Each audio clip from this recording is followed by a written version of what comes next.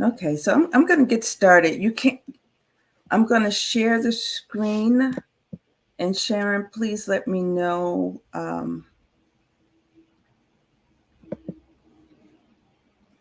if you can see it.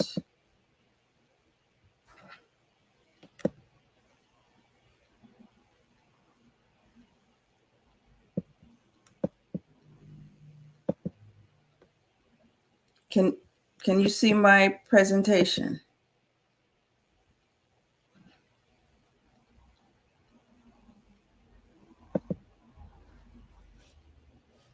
Sharon? I Sharon? can. Okay, Yes, I you can. can. Okay, awesome. And I can see you now. Okay. I'm not quite sure what happened, but I'm glad It, it's okay. I'm I'm glad thinking it's it might have been on my end. I don't know. yeah. All right. Well, thank you. Thank you for helping me troubleshoot. Okay. Alrighty, so let me get started. Good morning, everyone. First of all, let me apologize for being late. Had a little technical difficulty this morning, but we got that straightened out. I thank you so much for your patience. My name is Valerie Leonard. I am the founder of Nonprofit Utopia. We are the ideal community for folks who want to start, manage, and grow nonprofits. And we have been working together for the past 3 weeks on a journey, just trying to get to understand what's necessary in order to start a nonprofit organization. All right, so without further ado, I'm going to ask those of you who are here, please post your name, let us know where you're from, post that in the chat. We have several examples from different states that we wanted to go through. So if you could, look, it looks to me like nobody is from outside of Illinois. If we don't get anybody from outside Illinois, I may not Okay, go hopefully y'all through can with, hear now. with the others. Okay. All right. So I'm going to ask you, well, I put everybody on mute for right now. And then if there's some questions, feel free to take yourself off mute and ask me the questions. All right. So without further ado, I'm going to go into the presentation.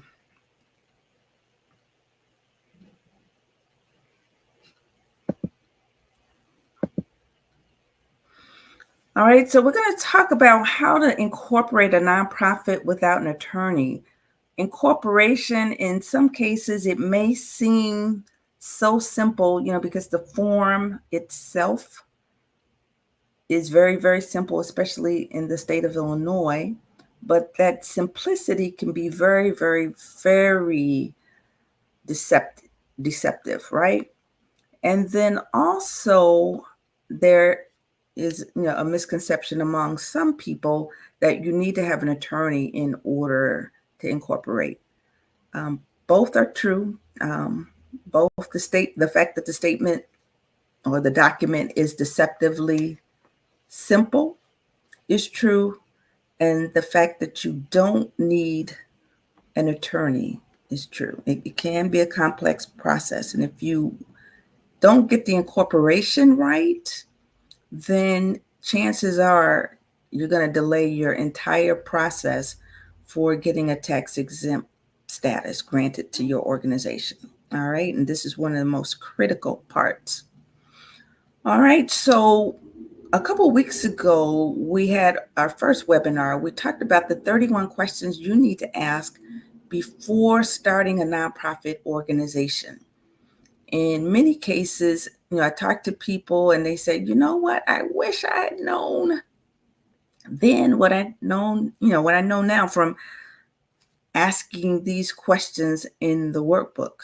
This workbook should have been around when I started. And in fact, I created the workbook because it wasn't around when I started. I was very, very, very fortunate in the fact that when I started, there were there was a foundation that gave our organization access to some of the best attorneys and some of the best consultants in the business. And I watched them copiously, right? Took really good notes, and that has put me in good stead. Most people don't have that luxury, right? And most of us are, running around trying to piece this together a little bit here, a little bit there, using common sense and all of that good stuff and just working our hearts out, not realizing that running a nonprofit can be a whole lot more complex than starting your business. All right. So we talked about some of the things that let you know what you're going to get into when we went over our first webinar, the 31 questions you need to ask. All right. The second webinar we had, which was last week, was 13 common mistakes that nonprofit founders, should be founders and not funders. We could talk about some mistakes that funders make at a later time, but 13 mistakes that founders make and how to avoid them. We'll go over some of those as we talk today, but one of the most common mistakes is using common language where the government is concerned. They're very, very specific about the language that we should be using in order to get tax exempt status, because remember, when you are seeking tax exempt status, you're doing this under the auspices of the tax code, right? Section 501c3 in some cases, it could be C4, but 501c of the tax code. So it's very, very, very important that the language that you use from day one is consistent with what the IRS is using. Today, we're going to show you how to incorporate a nonprofit without an attorney. It's my hope that by the time we're done, you'll know everything that you need to know to get started, right? We're going to show you, examples, real life examples of forms that you should fill out. Okay. So today we're going to talk about the articles of incorporation. We're going to show you how to incorporate your nonprofit without an attorney. We're going to share with you examples of articles of incorporation from several states. We have a group of people from different states, right? And we wanted to make sure that we shared examples that were relevant to everybody. And we're also going to show you how to create articles of incorporation that pass muster with your state as well as with the IRS.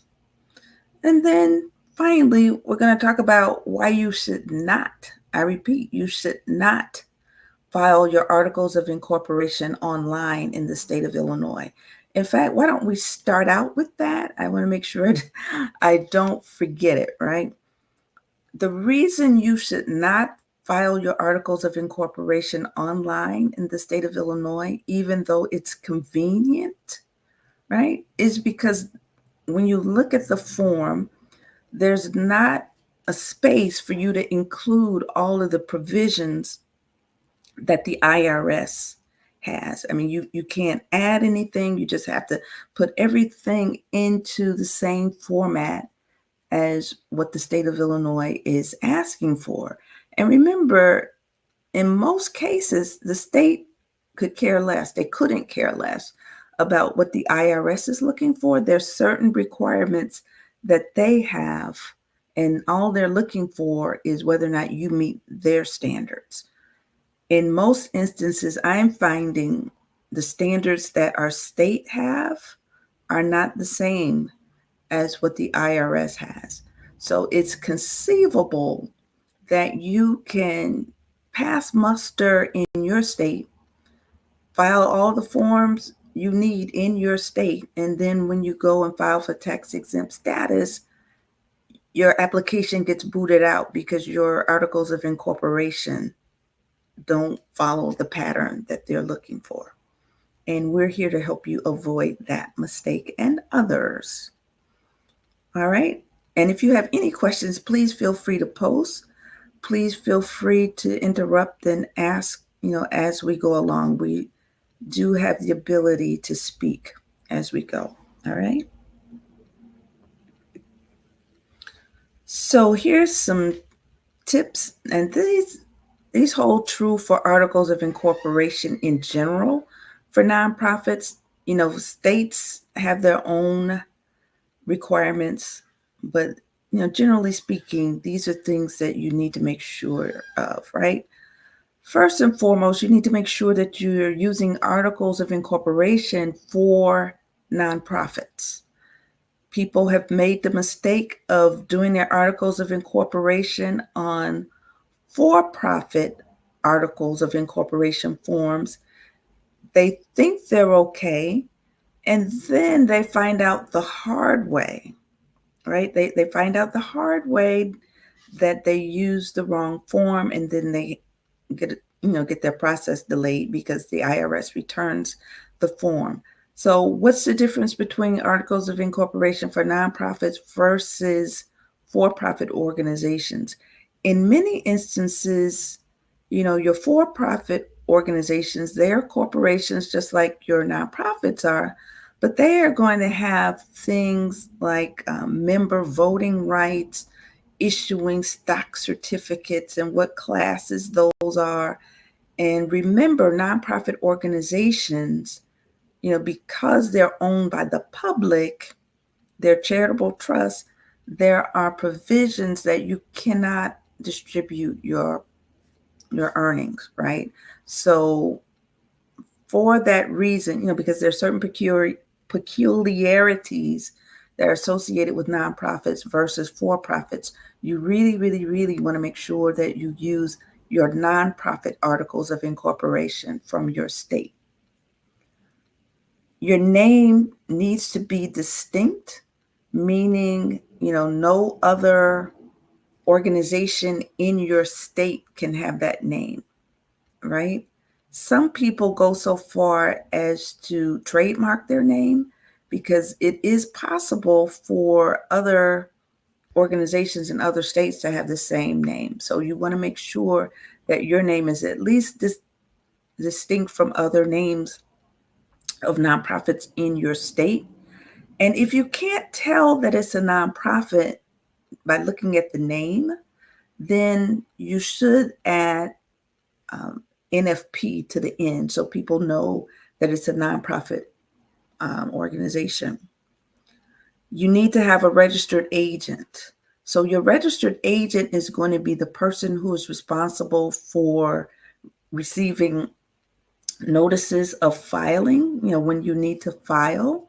And you need to make sure that registered agent information is kept current, because if you don't, it's conceivable that you won't get notices that you're supposed to file your Form 990s and other filings with the state government, and you could lose your tax exempt status, not because you did anything wrong, but because you didn't even get notice.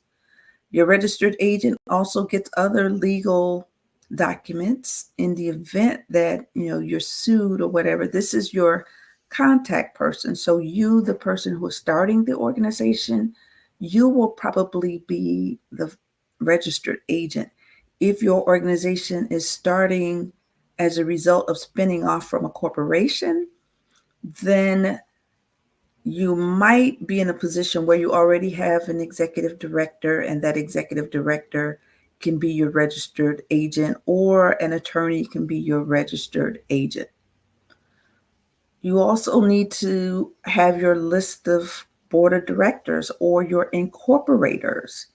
It is possible in the state of Illinois to have one person to be an incorporator, but I would advise against that. You want to make sure that the same people who are incorporating your organization are going to be involved in the day-to-day organization. And I'm not necessarily talking about the day-to-day operation, once you get staff on, but remember, when you're starting out, it's probably just going to be you and board members. So you want to make sure that there's a group of people who can do the work. And those people initially are incorporators, and you will elect officers after your articles of incorporation are approved by your state. You need to list the purpose. And in this case, please, whatever you do, don't use common sense for this answer, right? You have to use the language specifically outlined in the tax code to indicate what that purpose is. You need to include other provisions that you would get directly from the federal tax code. And then typically you file with your Secretary of State. And that may vary from state to state, but typically you're filing with the Secretary of State because typically the Secretary of State is your librarian. They're the ones keeping the records. All right. Are there any questions? And also, you might, if you haven't done so already, you might consider expanding your screen. You'll try to do a full screen because I know that screen is pretty small that you're looking at. So we wanted to do examples today from Illinois, Maryland, Connecticut, and Ohio. These were selected because we had people in our group from these various places. And I just thought, too, it would be good to see how they're similar, how they're different. And anybody who knows me, they know I love details like that. All right. And then, too, we can't state this enough, that it's important that you be able to describe your purpose in a manner that is acceptable to the IRS, right? So you will say things like, said corporation is organized exclusively for charitable, religious, educational, and scientific purposes, including for such purposes the making of distributions to organizations that qualify as exempt organizations under Section 501c3 of the Internal Revenue Code or the corresponding section of any future federal tax code. So we will probably refer to this language more than once, but I thought that it would be good for you to see it in bold relief all by itself. All right. So without further ado, I'm going to stop sharing the presentation, and then I wanted to share with you some real examples. All right. So before we do that, are there any questions?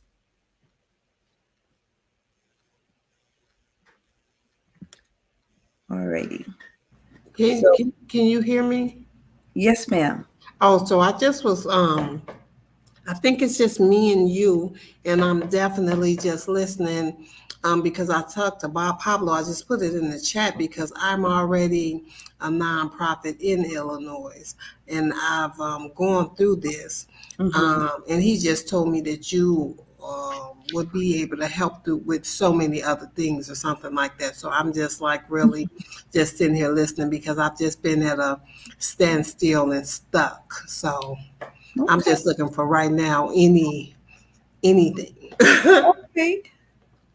All right. That's fine. And who is speaking? Nisha. Nisha. Okay. Awesome. Oh, Nisha. Okay. So you figured out how to change your name. Did it have Shalon? Did you see Nisha? You had, I think last week, I think you had Trinisha. Yeah, that's it. Okay. But this time you got Nisha. So Yeah. you either figured out how to change your nickname in the system, right? Yeah. So it now says Nisha. All right. And Georgetta, it's great to see you here. And Sharon is still here with us. Sharon, you look like you have your hand up. Is that correct?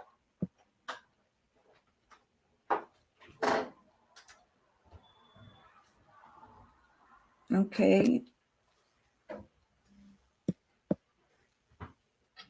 All righty. Hear me? Yes, ma'am. Oh, okay. Okay. I don't know what happened. I've been trying to get through to you. You said you were done sharing your screen. Now, Yeah. what you had on that screen was the information from the code section? Um, that was okay. The information that I shared with you before, you know, in the few minutes leading up to now, that's just general information. I'm going to share. Okay, it sounded as if you were reading the code section. Right. That was the very last thing. You're right. Okay. Now, was that on the screen? Because I didn't see it. It was in the presentation. I turned it off. So it was, Right. You turned it off, but I you heard you never saw say it. I never saw it. Right. Okay.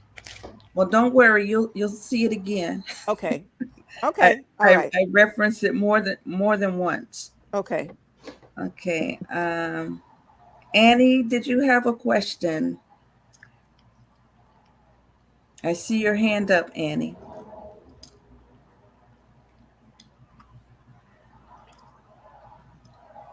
Okay. Maybe Annie stepped away.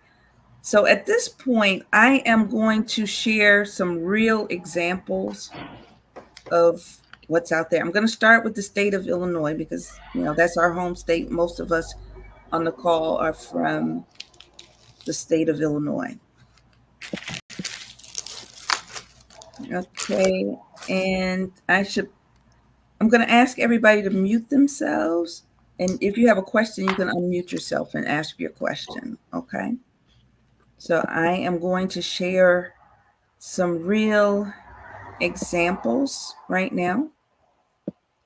I'm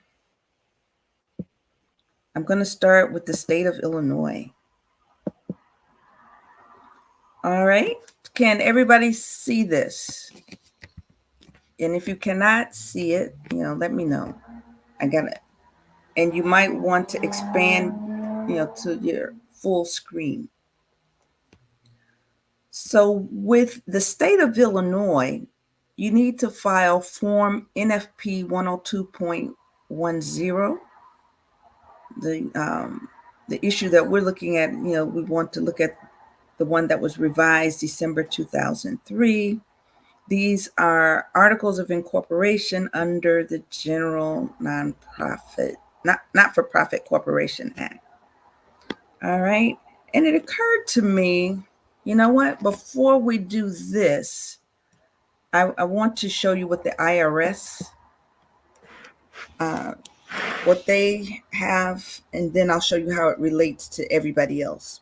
I think that would be a better place to start. So bear with me. I'm going to get the IRS document.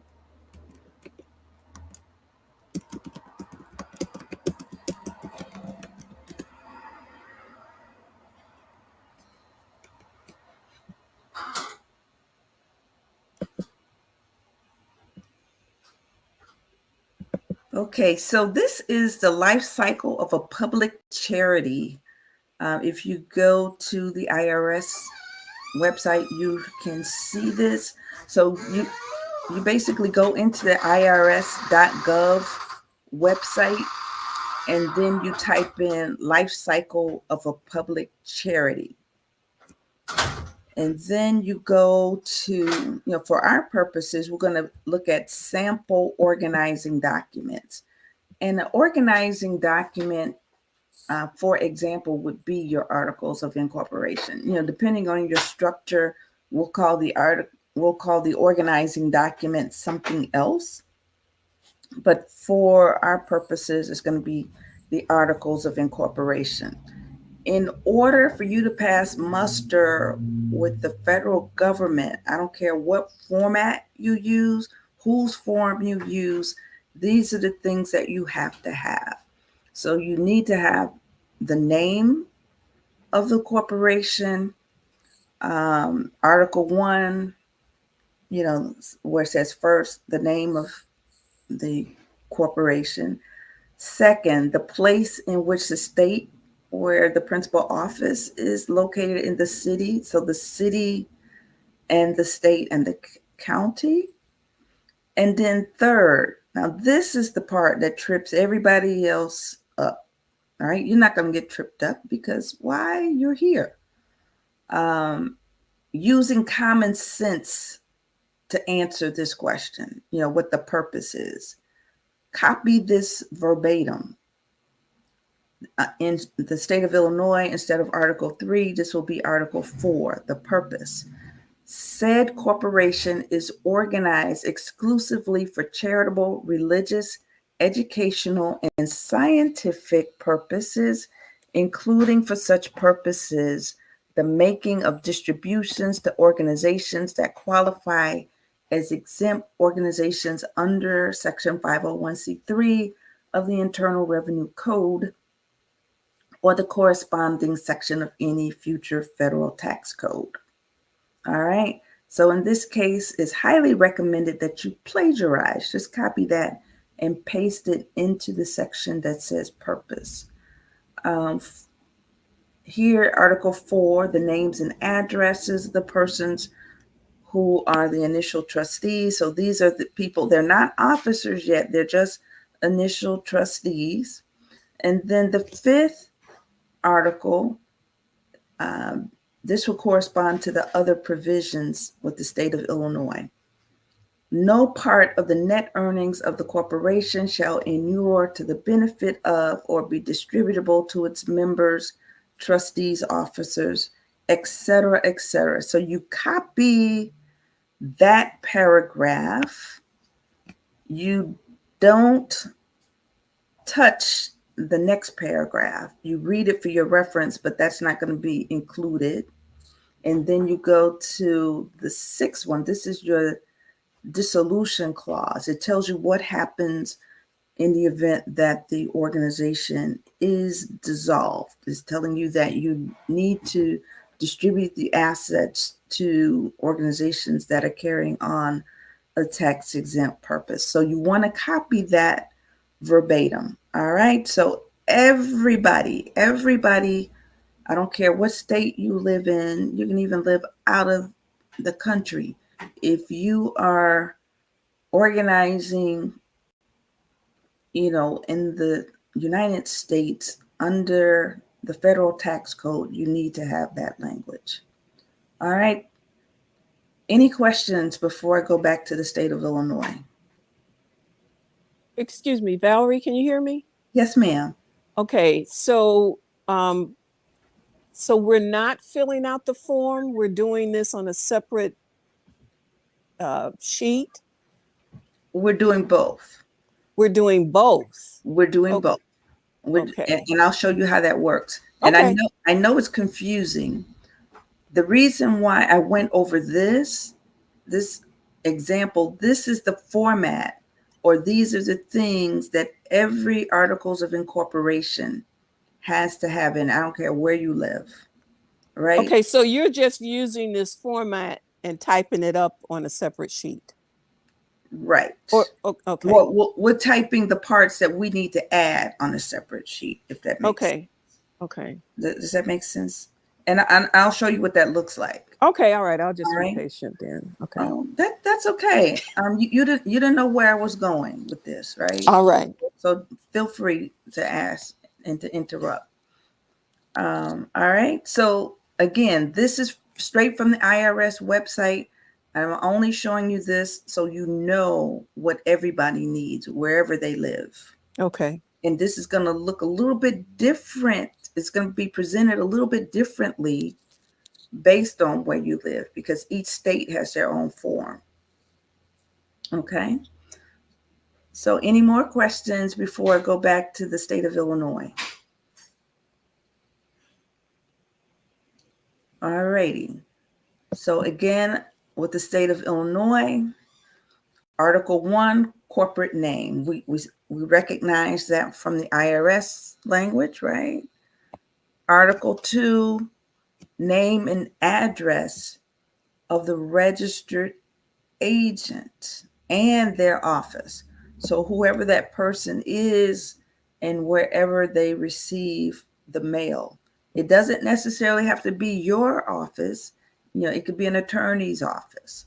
But whoever your registered agent is, you better make sure that you're in constant contact with them, right? Because they receive all of your legal documents. And I've witnessed horror stories from people who didn't keep this information current, and they almost lost their tax exempt status, because they didn't know they were supposed to file. They never got the notices. Article 3, the first board of directors shall be, so in the state of Illinois, it's not less than 3. You can have an incorporator, and usually when that happens, it's an attorney, but you need to have 3. Why is that? Because at some point you're going to have officers. And with the IRS, you're going to need a president, you're going to need a secretary, and you're going to need a treasurer, right? Those are the main offices you need to have. So at this point, you don't have officers, right? Because you're just applying to become an entity. At the point where you're filling this out, you're not a legal entity yet. You're not a legal entity until your state receives this and approves it. And again, just because it passes muster with the state does not mean that it will pass muster with the IRS. In fact, if you just did the format for the state of Illinois, based on what they're asking for, it would not pass muster. All right, that's why we're adding these other things. So you've got the director's name, their address, the city, state, and zip. For us, Article 4 is the same as, I believe it was Article 5 in that document with the IRS. But whatever their purpose statement is, you're going to copy that verbatim.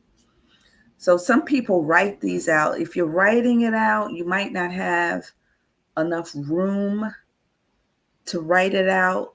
If you're typing it out, you would copy and paste, and you'll copy and paste that language in for Article 4.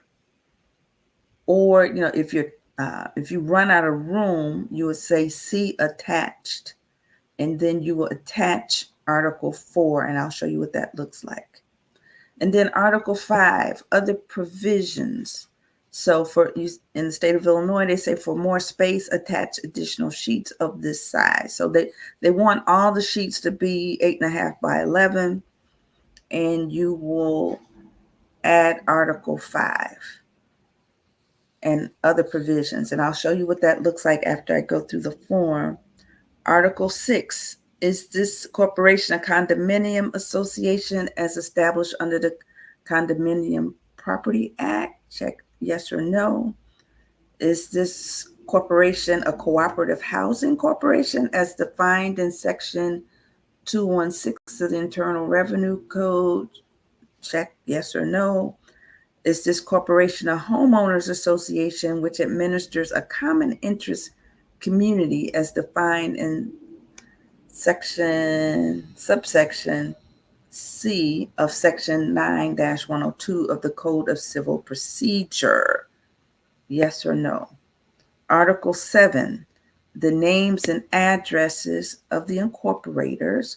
So you have the date and the year, and then you include their signatures and their addresses.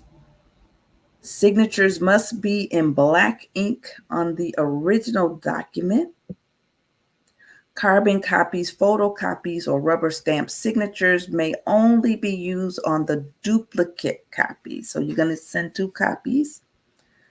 If a corporation, so for example, if you are an existing organization and for some reason you feel like you need to spin off one of your departments or one of your programs and make it a separate entity, this applies to you.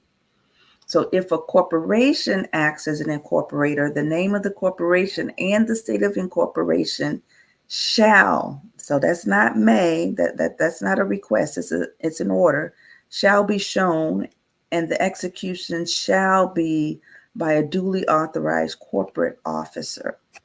Please print name and title beneath the officer's signature. All right. The registered agent cannot be the corporation itself. So it needs to be an individual resident in Illinois or domestic or foreign corporation authorized to act as a registered agent. The registered office may be, but need not be, the same as the principal office. So when we talk about principal office, that's where your day-to-day operations are. And a corporation that is to function as a club, as defined in Section 1-3.24 of the Liquor Control Act of 1934, must insert in its purpose a clause statement that it will comply with the state and local laws and ordinances relating to alcoholic liquors. And so a lot of this stuff does not apply, but it always makes sense to read everything. And then you're going to give them the contact information. Who should they return this to, if they have any questions, or even better, once they approve it, who do they send it to? So I'm going to stop sharing, and then I'm going to share what the attachment should look like for the state of Illinois. All right. Just one moment.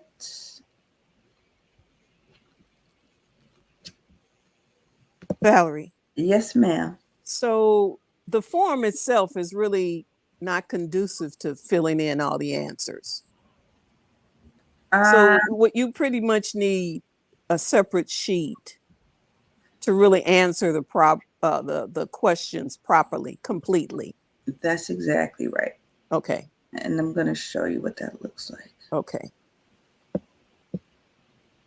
All right. So this is what it looks like.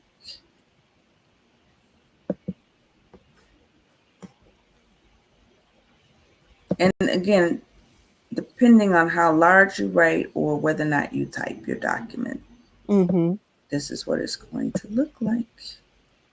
All right. Can you see Article 4? Okay, so you would do an attachment, and sometimes you can just you can type the word attachment and then staple it to the document. If you run out of room for the purpose, you type in Article 4, purposes for which corporation is organized. And then at that point, you copy the language. You're literally copying and pasting from the IRS. Now, you notice the IRS code, their language, it doesn't speak to what it is you do. You could be organized for youth programming. You could be organized for gardening. But if you look at this purpose, it says nothing about youth programming or gardening. It has nothing to do with what it is you do on a day-to-day basis. If you were to type in what you do on a day-to-day basis without putting this here, you would get your application returned. So for those of you who want to comply with the law, the IRS code, but at the same time, you want to remind people of why you started in the first place, you'll start off by saying Article 4, said corporation is organized exclusively for charitable, blah, blah, blah, blah, blah, blah. Then you will add another paragraph. You'll say specifically, and then you will insert your mission statement. That way, you satisfy both. You satisfy the IRS's requirement as well as your desire to codify, why you started in the first place. All right. So Article 5, other provisions, you saw on the state form there absolutely was no room for this. And this is for the state of Illinois. At that point, you type in, you attach this, no part of the net earnings shall inure to the benefit of or be distributable to its members, blah, blah, blah, blah, blah, blah. And then you, type in the dissolution clause. All right. And then you attach it. Does that make sense? And pretty much you're going to follow that pattern regardless of what state you're in. Right. Okay, Sharon, you've got your hand raised. I see. You know what? I don't think I Oh, you got to figured let out it how to go. lower it from before. Okay. Okay. All right. So Okay. are there any questions?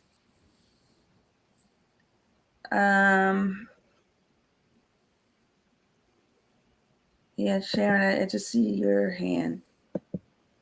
Let me see if I can figure out how to lower it. Okay. Oh, Annie, I'm so sorry. She says she's here, but each week she gets isolated. We have to figure out how to keep from isolating Annie. And Annie, I apologize profusely. This is a new system for me, and I'm trying to get to use it, get to know it better. All right. So yes. So Annie, you're not with the group. I'll try to figure out why that's happening. All right. Are there any questions? Is there anybody here from another state?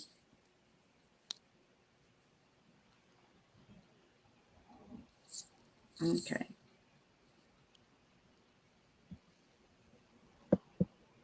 Everybody here is from Illinois. Okay. So at this point, seeing as though there's nobody here from any other state, we have two options here. One, we can just go in the Q&A and just focus on Illinois and call it a day. Or if there is an interest, I can go through the other states so that you can see the differences. Is there a preference? This is a democracy. This is Miss one. Valerie? Yes, Can you hear me? ma'am. Hi, yes. Fumi, how are Hi. you? Fine, thank you. How are you? I finally got the link. Yeah. If you can, I wouldn't actually mind if you could go through the state of Maryland. Yes, ma'am. Okay. I'm so glad you joined us. I was Yay. looking for us. I was like, okay, so let's go through Maryland. Thank you. Yeah, and thank you for joining us. Thank you for your patience. I got off to a late start, trying to get used to this technology and all of that good stuff. So that's neither here nor there. Be that No as worries at all. okay. That's why we're here. Okay, just a moment. I gotta get back to where we were. Just a moment. Okay.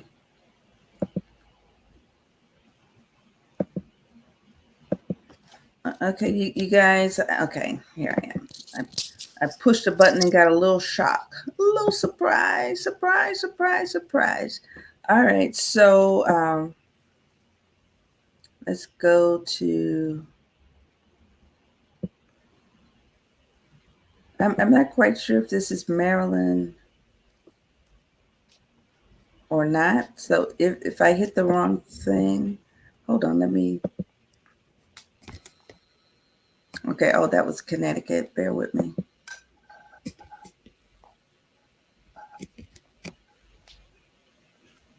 Okay, I want to check my tabs first, make sure before I go sharing.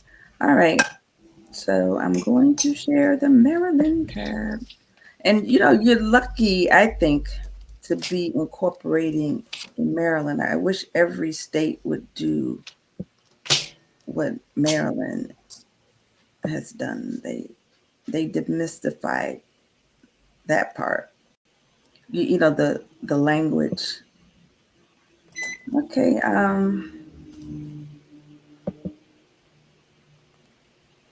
bear with me. I saw the state of Maryland on my share, but I don't see it now. See Ohio. Oh, okay, got it. All right, so does everybody see what I'm sharing? Oops. And you might consider doing a full screen because this might show up small on your screen. All right, so this is the state of Maryland. And you'll see all of these forms, for the most part, are very, very similar. Why? Because they have to follow a certain format, for the tax code. But there are some subtle differences, right? And I like the way Maryland does theirs. All right, so here again, remember you have to have articles of incorporation for a tax exempt non-stock corporation. So this is a tax exempt corporation that is not issuing any stocks. So they're going to first you indicate who the registered agent is. So the undersigned, you indicate the registered agent's name, their address. They're at least 18. They're certifying that they're at least 18 years old, right? They want to form a corporation. So this is I believe it's the incorporator. I'm sorry, the incorporator. The name of the corporation is, so you put your organization's name and then the purpose. The purpose, again, you want to use the same exact language that we saw with the IRS. And then notice here, they have said corporation is organized exclusively for charitable, religious, educational, and scientific purposes. So in Maryland's case, they're doing it in reverse. Remember, for the Illinois example, we put said corporation is organized exclusively for charitable, and then we indicated what those purposes are, so people would remember. In Maryland's case, you put that purpose, and then you have that tax exempt language that you get from the federal code, and they're not even telling you that you have to go and find out for yourself. They're not leaving it to you to know what it is. Most states leave it to people who are incorporating to know what it is. And most people don't walk around, with IRS tax code in their head. So I commend Maryland for putting it there. So you put the address of the principal office and then the resident agent. So the first line for Maryland, that's your incorporator. That's the person who is filling out the papers forming the corporation. This fifth article, the name of the resident agent, in Illinois, we call it the registered agent. Okay. You put that person's name and their address. Again, the first line is the incorporator. The fifth article is the registered agent. 6, the corporation has no authority to issue capital stock. So Maryland is very clear So there is no blurring of the lines between a nonprofit and a for-profit. So they tell you up front, you don't have the authority because you're a nonprofit organization, and nonprofits, because they don't distribute earnings, no financial benefit can inure to the people who are on the board or who lead the organization. So they don't have authority to issue capital stock. So rather than go through all of that, they're letting you know you don't even have the authority. So there's no blurring of the lines there. Seventh, the number of directors shall be. So you pick a number. I would advise the number be a minimum of 3 because you need a minimum of 3 officers. Remember, at this point, you're just incorporators. You're not officers yet, but you want to have enough people such that when you get this document back from your state, you can immediately have your official board meeting, your first meeting of the board of directors, and you'll have enough people, right? And the IRS is definitely going to be looking to see, right, if you have enough people. And they want to see who your officers are. All right, 8th. Yeah, this is what I love about Maryland. No part of the net earnings shall inure to the benefit of or be distributable to its members, blah, blah, blah, blah, blah, blah. They leave the guesswork. You don't have to add this. They've already done it for you. So they've taken all the language that you would need. They even added the dissolution clause, so you don't have to guess about this. It's been my experience, working with different states. Most states that I've seen, and I've not said that I've worked in all 50 states, but most states that I've worked with these articles of incorporation with, they do not include the IRS language. They leave it to you to fend for yourself, and they keep the attorneys happy, right? So here, you put the signature of the incorporator. You can incorporate with just one person, or it could be several people. The signature of the resident agent. So whoever the person is, this is going to be the person who receives all the legal documents, all the notices from the state and federal government that you have to file different reports. And then here is your return address.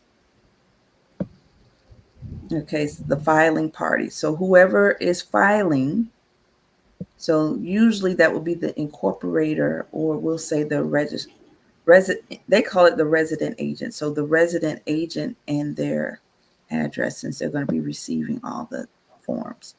So there are no attachments. So here are the guidelines. So that, so if you have any questions, there are instructions. And again, for the state of Illinois, I would strongly advise that you don't file online. The state of Maryland, I might not have that same advice because it looks like they already added the IRS language, but in the state of Illinois, they leave it, we're at the mercy of having to know this for ourselves, right? And most of us don't know this. I just happen to know it because I watch people very closely. And I learned it the first time, but most people don't have that luxury. And in the state of the state of Maryland, they made it easy for you. So given the fact that they've already added the IRS language, it might be worth your while to file online. It'll definitely be quicker. State of Illinois, I strongly, strongly, strongly suggest you do not file online. Complete the manual form and mail it in, because at least with the manual form, you can attach the correct IRS language. Okay, Fumi, did you have any questions about that?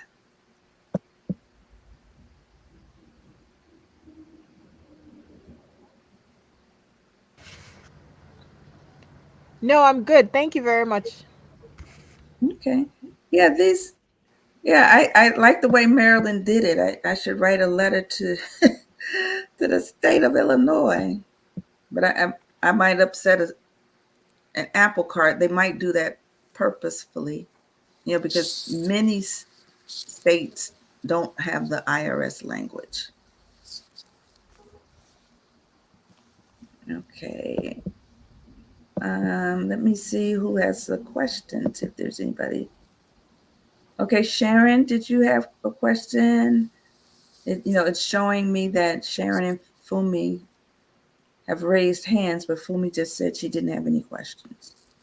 No, I don't, Valerie, and I'm sorry, I can't figure out how to lower my hand that was from earlier.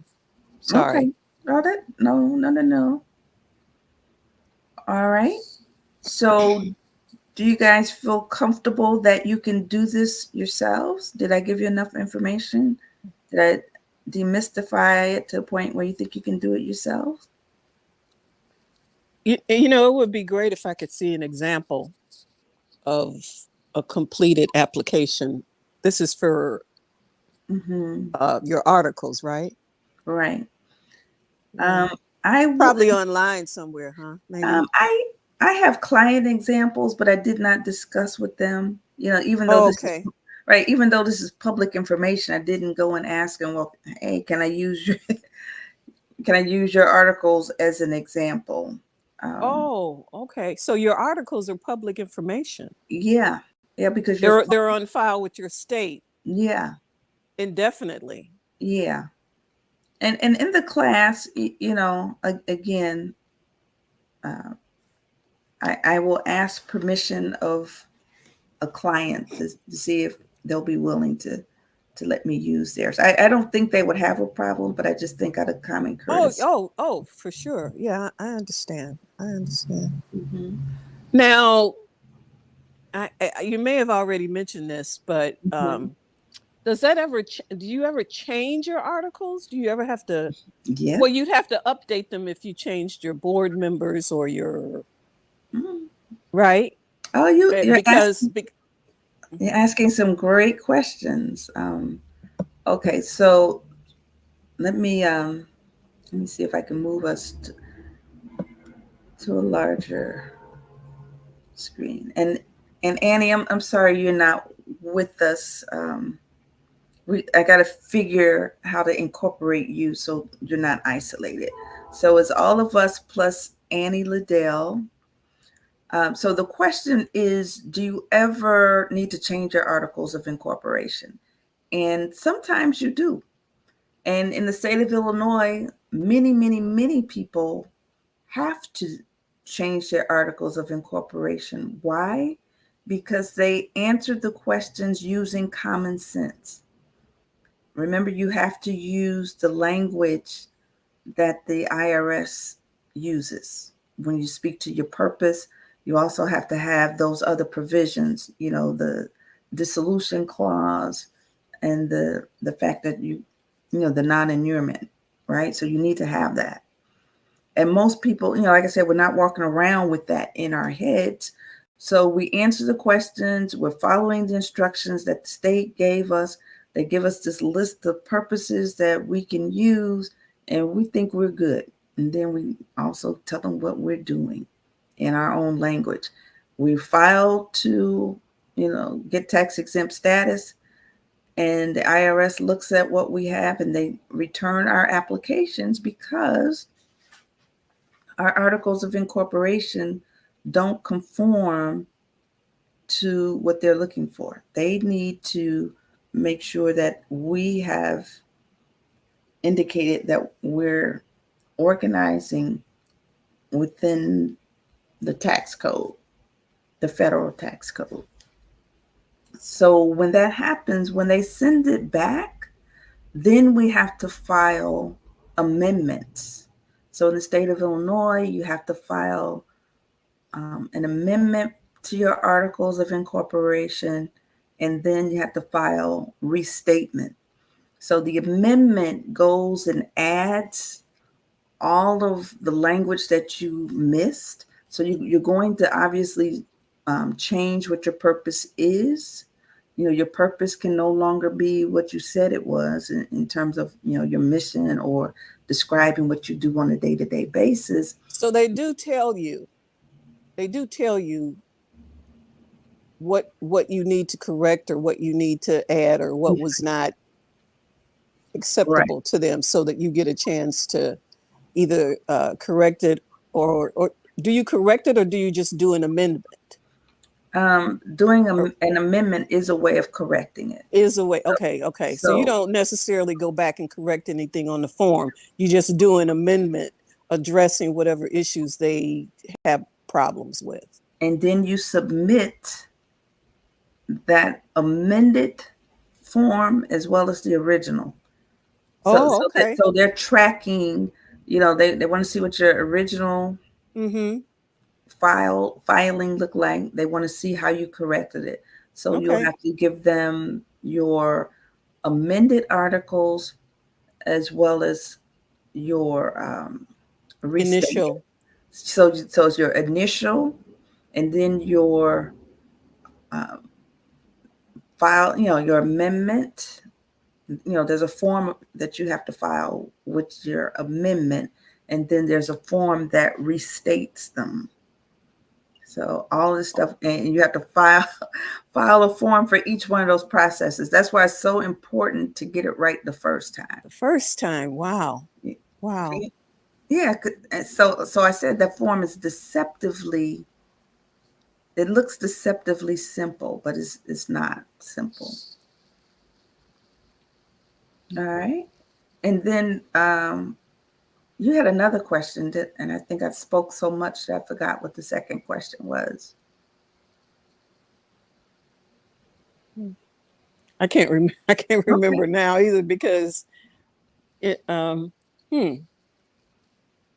Okay. Annie, are you still there? If so, do you have any questions?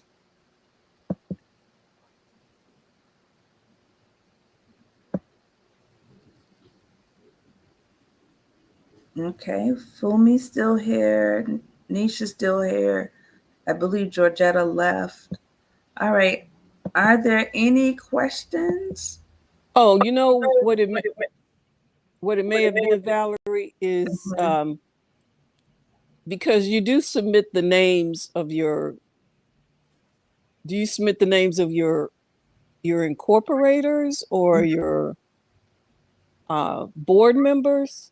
Yep. Okay, so if that changes, do you resubmit your article? No. Application? No, you don't have to change the articles for that. Okay. Okay. So you don't have to update that. Okay. Right. But remember, you do your annual report. Your annual report indicates who your registered agent is, and it also indicates who your board members are. Oh, okay. So that sort of functions as an update. Right. Okay. Yeah, you have to do that. You have to do that every year. Okay. Yeah. All right. That makes sense. Okay. All righty. And Nisha? Okay. I see Nisha, it looks like she's busy. I don't know if she would have any questions. Okay. So then my question to those who remain, do you want to see what Ohio does, or does that not matter because you don't live in Ohio? And if we get someone who lives in Ohio, or are you curious? Ohio doesn't matter to me personally. Okay. All right. I get it. And I had Ohio and I had Connecticut, but in the interest of time, if there's nobody here from Ohio or Connecticut, if they see, if they join the class and they see that their stuff isn't covered, I can always cover it with them. All right. So, Oh, Val, yes, ma'am. can I ask you about the subsequent class? Yes, ma'am. Um, I it's, is if we go in to register for that one, because Mhm. registration is open now for that one, right? It is not quite open. I mean, Oh, it's open, but I gotta work out a kink or two. okay, And what I'll okay. do, I'll send the Maybe email. I'll just wait then. Yeah, we're definitely on. We're on track to start. Next Friday, July 18th. Okay. The way the class works is every week we will introduce a new concept, and you get to go at your own pace. Mm-hmm. So the first week we're going to talk about the introduction, give you an overview of the course, and then also go over a community needs assessment. So you're looking not only at what the community needs, but making sure that there's actually a demand for the service once you start. Mm-hmm. Okay. Okay. But Nisha, you're gonna give us a heads up when it's fully yeah, when it's fully ready. Yeah, okay. yeah, the kinks I'm working out, have to do with the pricing. I want to Mm-hmm. make sure that there's separate tiers of pricing Mm-hmm. and make sure that it's not confusing. But yeah, God willing, if I don't have that ready today, it should be ready very soon. And I'll send out an email blast to let you guys know that it's ready. So again, there are 3 levels. The first level is, you know, just going through the class on your own, not having any one-on-one with me. But you will be able to participate through the chat in the chat. So it won't be like you're completely alone, but you won't get the one-on-one time with So me. how does that work, Valerie? If you're asking a question in the chat and you're just for the sake of discussion, you're up at 1 o'clock in the morning and you decide to go in and do the session, and you have a Right. question in the chat. Hmm. Uh, you come back at some point in time after you've reviewed the chat and answer the question, or Yeah. Yeah. Silly me. I might even be up at 1 o'clock from time. I, you know, I I, didn't I want, I didn't want to say that, Valerie, but I've just, seen sometimes you're working. yeah, I've seen those times. yeah. I've given up being ashamed of what time I send the emails. So it'll be like posting in Facebook, right? When you see something, you say something. And Okay. and I'll try to respond, within hours. And if it's something where I'm sleeping, as soon as I Hmm. can, there. Okay. So that's the first one. Hmm. Then there's 2 and 3. When you say 2 and 3, oh, yeah, yeah, yeah. So the second level, you will have access to everything in the first session, the first Level. level. Hmm. But in addition to that, you'll have some access to material from, um, what's his last name is Beckett. I'm drawing a blank, Okay. but Mr. Beckett is a world-renowned pitch coach. He's helped entrepreneurs pitch their ideas, train them, people who want to start, they do startups and get investors.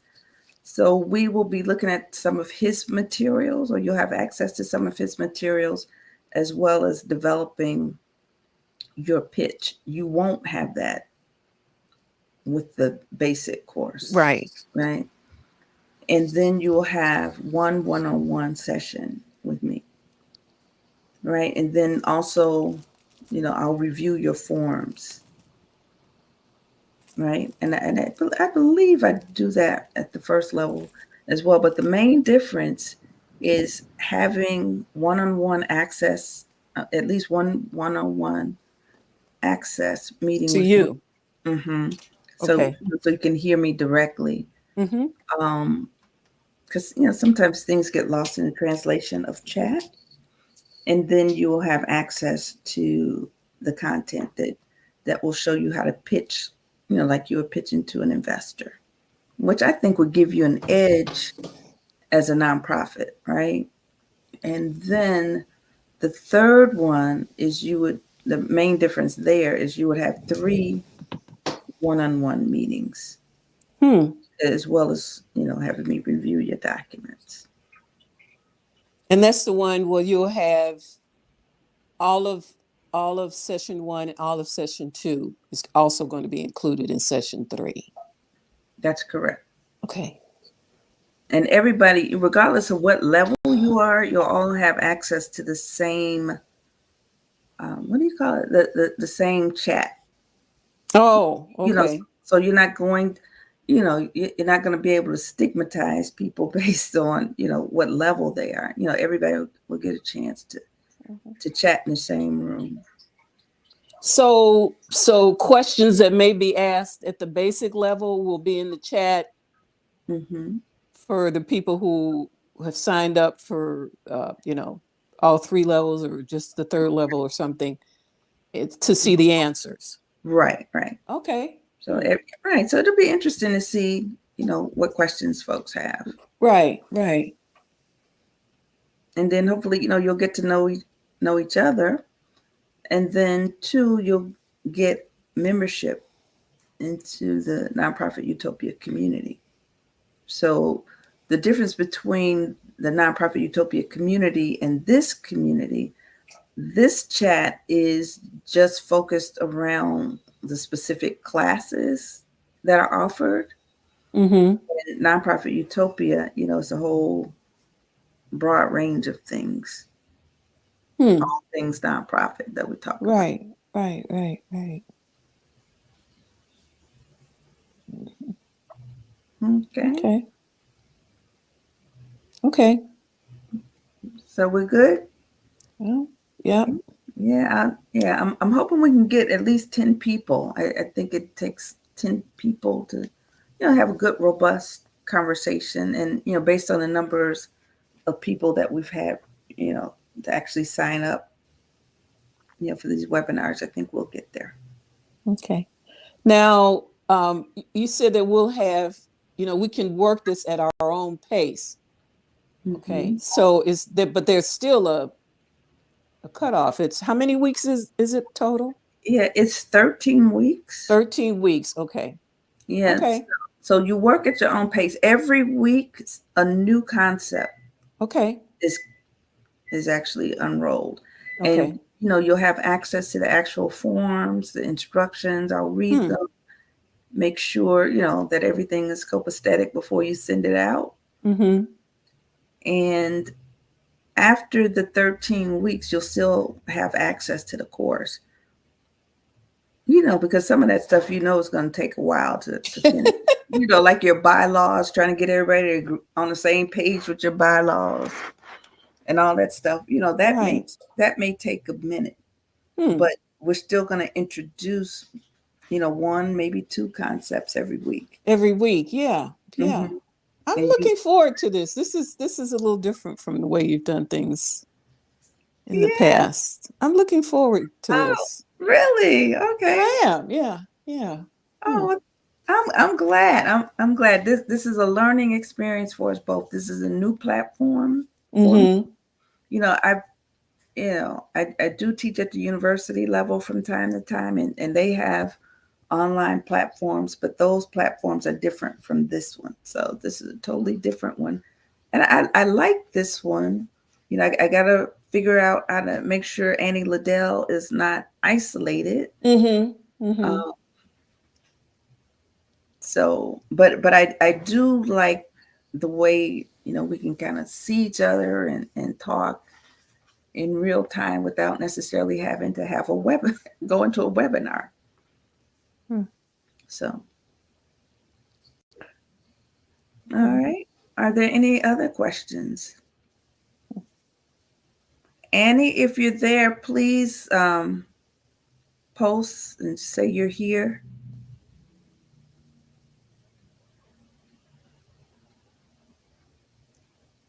Okay, I'm not seeing a message. Yeah, and I'm not hearing any typing. I've been hearing typing a lot of times when people are in the chat. Okay. All right. Well, I want to thank you, ladies. Thank you so much for being flexible with me. Thank you for being patient. As I learned this new technology, patient, with me. I was late getting started, but you hung on in there. Mhm. All right. So I will be sending replays for all 3 workshops. I will also be sending handouts from all 3. Awesome. Thank you so much for sharing your wisdom and knowledge. Appreciate it. Oh, thank you. Thank you. Thank you. Thank you. And you are so blessed to be incorporating in Maryland. Yes, ma'am. You see, God is looking down on you. It's like It sure is. she has gone through enough. Let's take out some of Sure that, is. guesswork Mm-hmm. and attachments and stuff like that. Alrighty, so just so you guys know, I'm pulling a lot of stuff together, so you might not get what I promised immediately because I still owe you stuff from last week, but I plan to get it to you within the next day or so. If I can get it to you today, I will, but if not, within the next day or so. Thank you so much, No worries. Valerie. Thank you. Alrighty, you're Bye. welcome. Okay, Take bye-bye. care. Have a blessed day. Bye-bye. Okay, you too. Oh, you guys, What? What? What? I didn't record. Oh, But the good thing is I have a live stream. I got a live stream, I think, on Facebook. okay. Oh. Oh, I didn't know. I didn't realize you were live streaming it. Yeah, let me let Okay. me let me check Facebook. I might have to do a recording. Oh, okay. All right, thank God. All right. I did not do a recording. A live recording. I didn't do a webinar. I Okay. never hit the start button for the webinar, but we have a recording from Facebook. Okay. Oh, fantastic. Yeah, so So uh-huh. so you can send that out or Yeah, that's oh, what I'm gonna do. I'll do oh, okay. that. Okay. And if I get the time, yeah. Yeah, I'm just looking at this button flash, start flashing on and off, and I'm assuming, because we're doing a live stream that I had hit the recording for this, but so I don't have an official recording for this webinar. All right, but we do have the live stream, thank God. Okay. Yeah, I streamed it live on Facebook, YouTube, and LinkedIn. Oh, Oh, okay. great. Great. Great. All righty. Okay. All So right. I hope to see you guys on the other side. All I'll right. keep you posted. Take Mhm. care. Bye-bye. You too. Bye bye.